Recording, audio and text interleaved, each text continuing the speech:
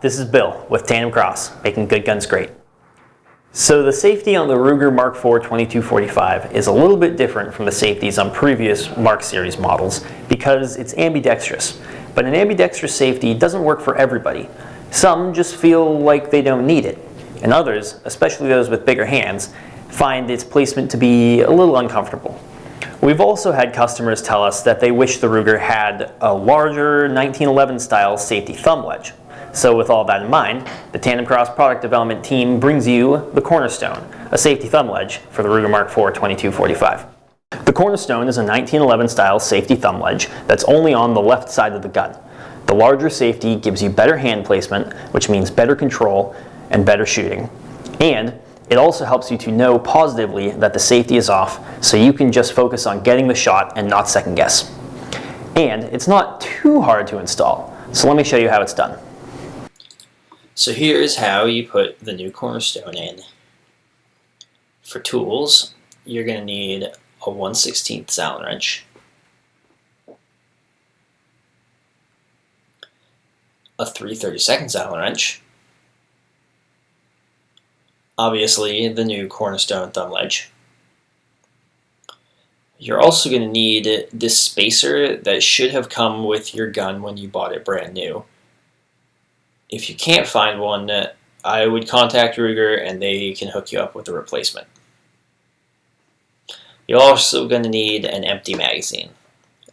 Be sure it's actually empty.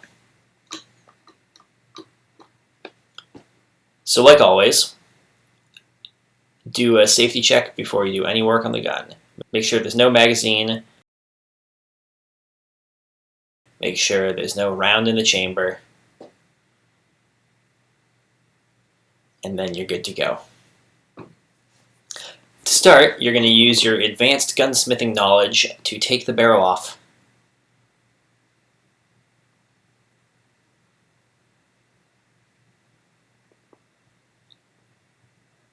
And then, get your empty magazine, put it in, take the safety off, and drop the hammer. Then you can take your mag out, set it aside.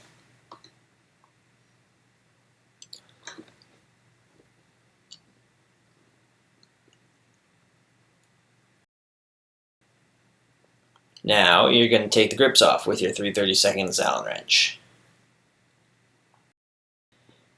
Make sure you keep track of your screws so that you can put the grips back on when you're done.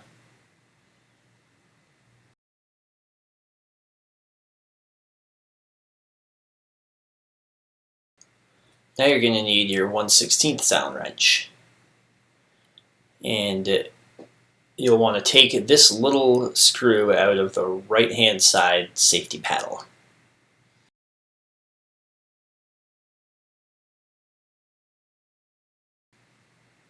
Make sure you keep track of that screw too.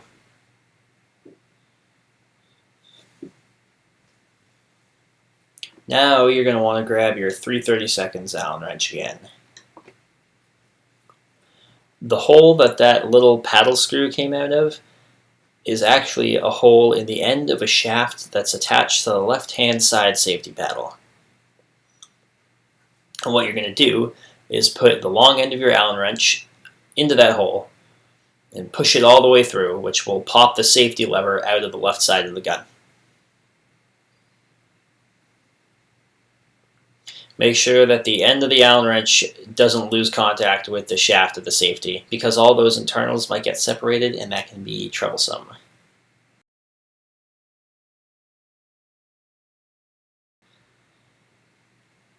So, there's a little spring and detent in the back of the safety that you don't want to lose track of. So now you can see that the Allen wrench is taking the place of the shaft on the safety and holding all those internals together. So here's your tiny little spring and detent. You can take that out.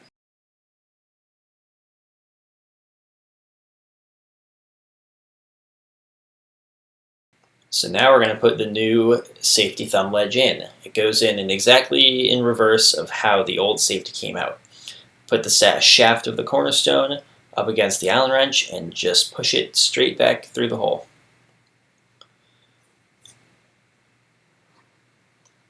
Now before you get it all the way through,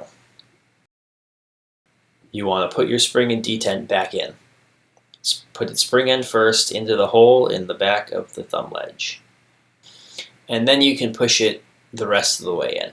It might take a little bit of jiggling around to make sure that it's all the way through. So now grab your little spacer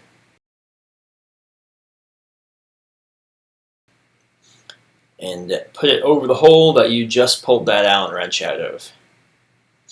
The spacer is recessed on one side, so make sure that's the side you put the screw in, but then you can just put that screw in and screw it down.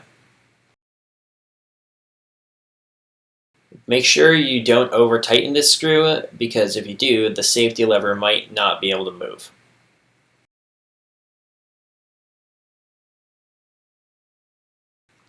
So now, before we get everything back together, is a good time to make sure your safety actually functions as intended. Pull your hammer back, make sure the safety's off, then pull your hammer back.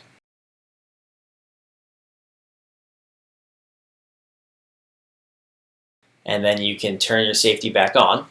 If you pull the trigger and nothing happens, turn the safety off, pull the trigger, the hammer drops. Safety's working perfectly. So now you can put the grips back on.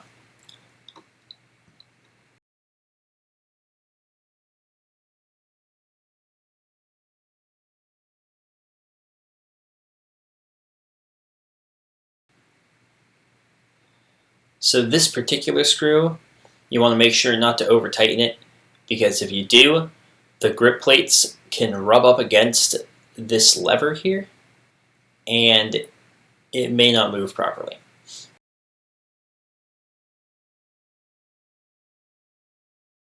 And now all you have to do is put the barrel back on.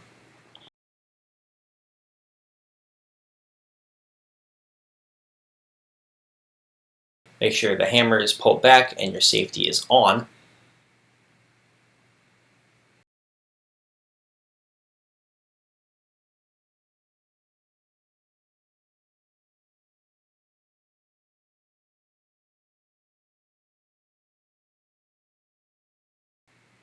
And there we go. Everything seems like it's in working order. So let's take it to the range.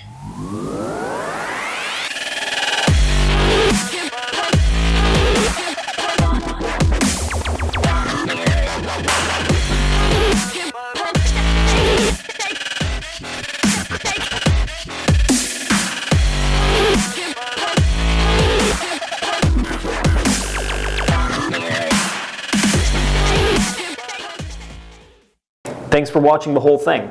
If any experts out there have any tricks or tips for installing our parts, let us know in the comments. And don't forget to like, share, subscribe, and follow us across all of our social media platforms. We're on Facebook, Twitter, and Instagram. And you can find this product and many more at www.tandemkross.com. Until next time. So let's say you're taking your old safety out or putting the new one in and you screw up somehow. The Allen wrench loses contact with the safety shaft and everything falls out.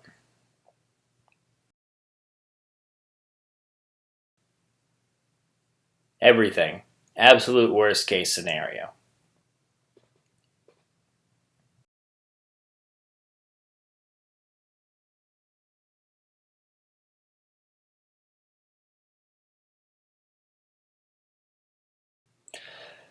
So the first thing you want to do is set your Cornerstone aside, because you're not going to need it for a while. The next thing you want to do is get another set of hands, so to speak. I have this vise.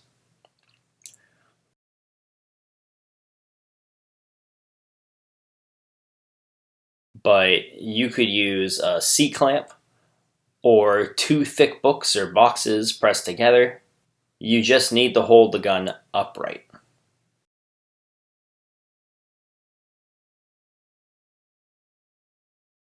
So step 1, there's a spring and detent that goes in this hole right here in the top of the trigger. Put the spring in first, then the detent, and your trigger bar should be able to bounce off the top of them.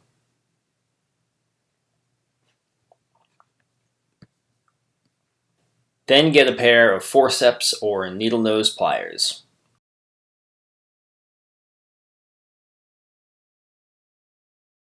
We'll be using them to put the sear and sear spring back together.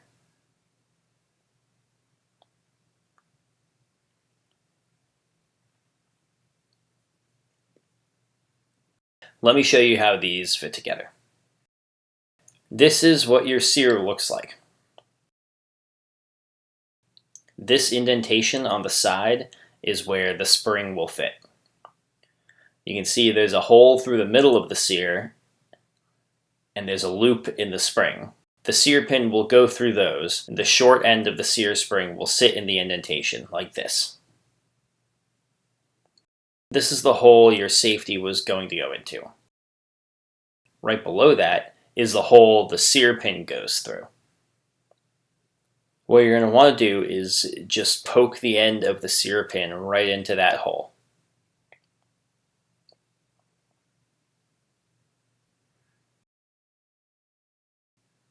Then look at your sear again. The sear has two different sized ends, one short and one long.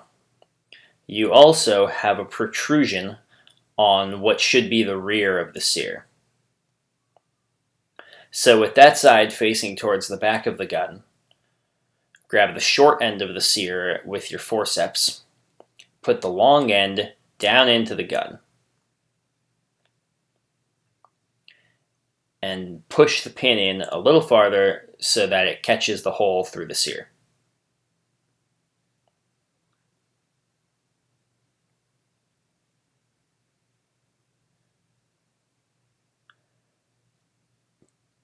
And now your sear should stay in place.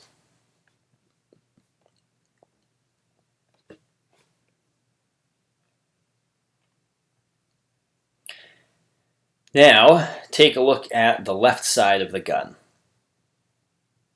There's this long slit. The long end of the sear spring will end up poking in there from the inside.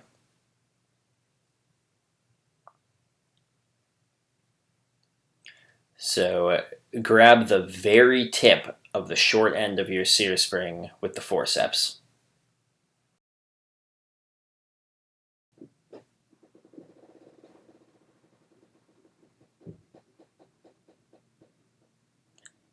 And then insert the long end into that gap on the sear that I showed you before, with the tip kind of angled towards that slit.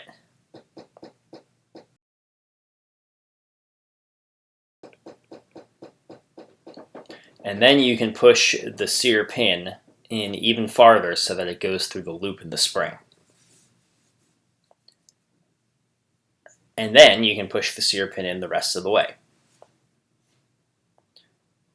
If you did it right, you'll be able to see the sear spring in the slit. Now you need to put spring tension on the sear.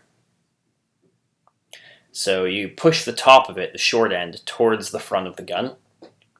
When you push it far enough, you should be able to see this cross piece on the frame below the sear.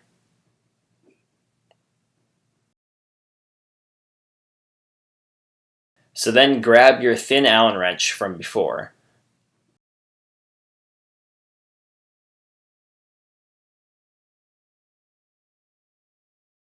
With your sear pulled forward, you insert the Allen wrench between the sear and that cross piece, which will trap the sear pulled forward and keep it under spring tension.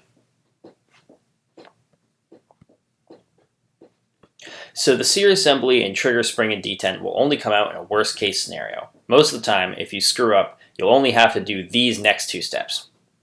So grab your safety plate. This is the right side of the gun. The side of the safety plate with the red and white dots is going to face right, the right side of the gun. You can see the top of the sear here, and you can see this notch in the plate. The notch is going to hook over the top of the sear like this, and the safety plate will just sit in there. Now grab your hammer and disconnect assembly. As long as you don't purposefully take it apart, this stuff will have stayed together when the gun fell apart. You'll need to arrange it into a T shape, with the black leg and the spring pointing more or less down, and the hammer and disconnect pointing more or less across.